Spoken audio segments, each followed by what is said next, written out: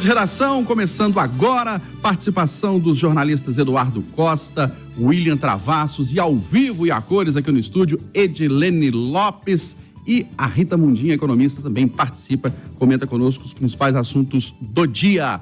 Olha, e você, ouvinte, internauta da Itatiaia, também pode participar opinando pelo nosso chat no YouTube, mas você tem que ir no nosso canal, fazer sua inscrição, ativar as notificações, dar o seu like e participar do nosso chat. Bom, o embaixador de Israel no Brasil critica a resposta do governo brasileiro por não condenar os ataques do Irã. No fim de semana, o Ministério das Relações Exteriores divulgou uma nota na qual expressou grave preocupação e afirmou esperar uma mobilização da comunidade internacional no sentido de evitar uma escalada. Entidades judaicas no Brasil também criticaram o posicionamento do governo federal, que não tem previsão de emitir um novo parecer. Hoje, o Gabinete de Guerra de Israel volta a se reunir para possíveis retaliações ao Irã. Hein, Edilene Lopes? Bom dia mais uma vez, prazer tê-la aqui, viu? Bom dia, Eustáquio Ramos, bom dia aos nossos ouvintes. Não surpreende o fato de o governo brasileiro adotar esse posicionamento, porque nessa guerra entre Israel e Hamas, desde quando ela começou, a gente sabe qual é o posicionamento do governo brasileiro. Não vai ficar alinhado aos israelenses. Então, isso é mais um desdobramento desse episódio. Então, a postura do Brasil não surpreende, eu acredito que ela será mantida até o final. Vai repreender? Vai. Agora, as condenações que são aguardadas pela parte que defende que é pró-Israel, isso eles não vão conseguir do governo, porque não é esse o posicionamento do governo federal. Você concorda com esse posicionamento, Rita Mundim, do governo brasileiro não posicionar de forma firme contra os ataques de sábado? Bom dia. Bom dia, Eustáquio, bom dia a todos. Eu acho temerário, né? Se o governo brasileiro não vai se alinhar a Israel, aos Estados Unidos, aos membros da OTAN, ele vai se alinhar ao Irã, à Rússia e à China, porque esse é o outro alinhamento. Então, é temerário e vamos ver os desdobramentos. Eu acho que o Brasil tinha que condenar, a gente tinha que ficar na nossa aqui. Porque quando você tem uma guerra, nós estamos numa posição, nós estamos longe de tudo, da confusão, né, tanto da guerra da Rússia com a Ucrânia, quanto do conflito no Oriente Médio, e somos produtores de comida. E temos, né, energia. Então, quer dizer, o Brasil tinha que se posicionar neutro e condenar qualquer forma de ataque. Então, eu acho que ele deveria sim se posicionar condenando um ataque do Irã a Israel. Eduardo, tem esse questionamento em relação ao posicionamento do Brasil e, recentemente, aquela fala do presidente Lula de que Israel estava cometendo um genocídio lá na faixa de Gaza, comparando ao Holocausto. Bom dia para você. Bom dia para todo mundo. Eu não sei quais são suas razões, mas já ouvi dizer que o ministro Celso Amorim, ex-ministro, que é o conselheiro do Lula para as questões internacionais, tem razões particulares nesta pendenga lá do Oriente Médio para ser sempre alinhado a um lado que não de Israel. Mas, enfim, meu caro, a primeira coisa que eu preciso dizer para o ouvinte da Itatiaia, todo mundo já sabe. Eu não sou especialista nem em Oriente Médio, nem em guerra. O pitaco que vou dar aqui é de mais um que está assistindo à distância e que a única e efetiva experiência que tem é ter visitado Israel 2 vezes e não conseguir entender como é que um pedaço de terra tão pequeno, tão desértico, mas, por outro lado, tão desenvolvido, pode gerar tanta cobiça, tanta briga, tanta encrenca. E como, Eustáquio, Jerusalém, que é sagrada para muçulmanos, para judeus e para cristãos, não consegue fazê-los sentar lá e orar junto. Mas, enfim, já dizia o incomparável Al Pacino,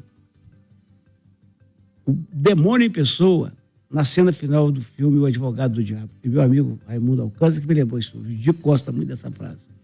A vaidade é definitivamente o pecado favorito.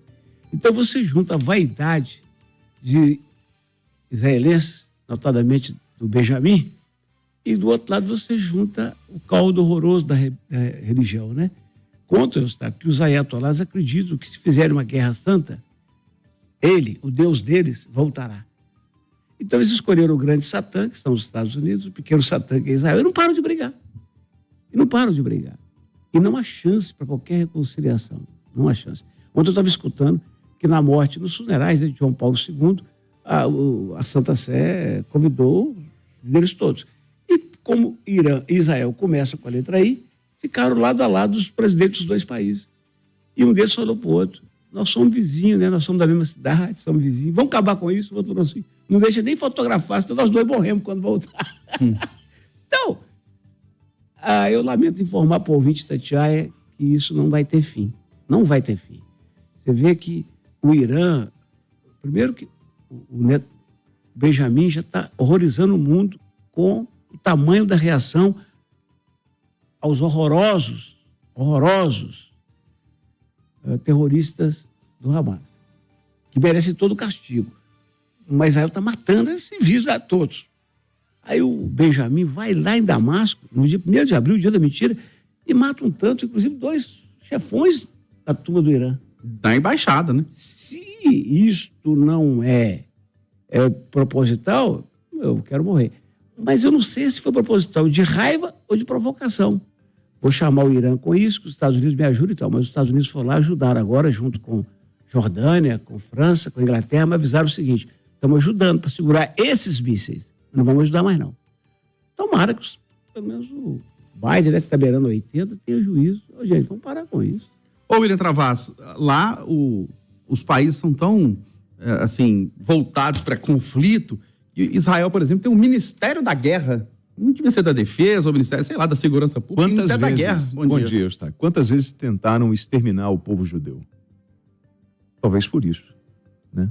E a gente não pode minimizar o que aconteceu. A gente está falando, lembrando que numa guerra a primeira vítima é a verdade.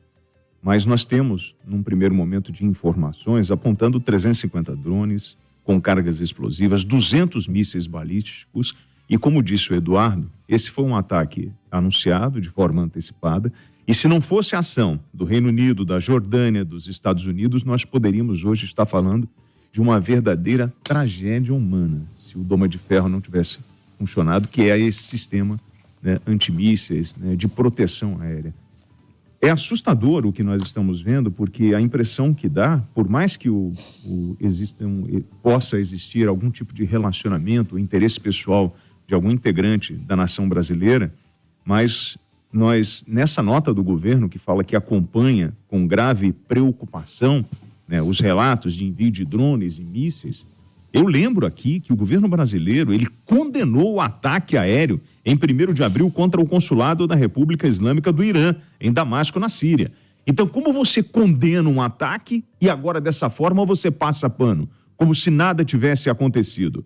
Vamos lembrar que o Irã vem apoiando ao longo dos anos, através do seu regime, Hamas, Hezbollah, Houthis, as milícias xiitas no Iraque, o Hezbollah no Líbano, Hamas na faixa de Gaza, o Houthi no Iêmen.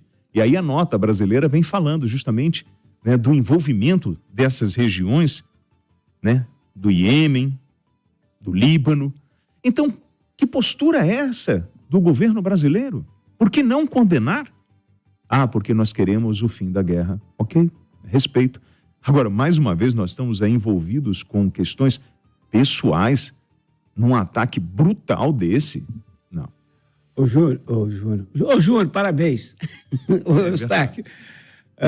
O Júnior não fez aniversário, não, tá folgando, não tô entendendo. Que coisa, esse não? Day, o quê? Day off. Day off. O Júnior não está aqui hoje porque foi aniversário dele. Eustáquio, parabéns. Eu quero chamar a atenção dos ouvintes da Itatiaia para ver como é que o mundo está errado e que às vezes eu dou razão a quem acha que o homem é um projeto de Deus que deu errado. Nós criamos e gastamos uma baba, mas é uma fortuna. O mundo gasta uma fortuna com a ONU, Organização das Nações Unidas. E ela tem lá dentro um conselho de segurança que deveria ser de segurança, que tem 30 membros, mas tem 5 que têm poder de veto. Então ficam de um lado Rússia e China e do outro os outros 3. Resultado, nesses momentos caóticos que a gente fala, para quem nós vamos apelar? A ONU nunca resolve. Então para que ela existe?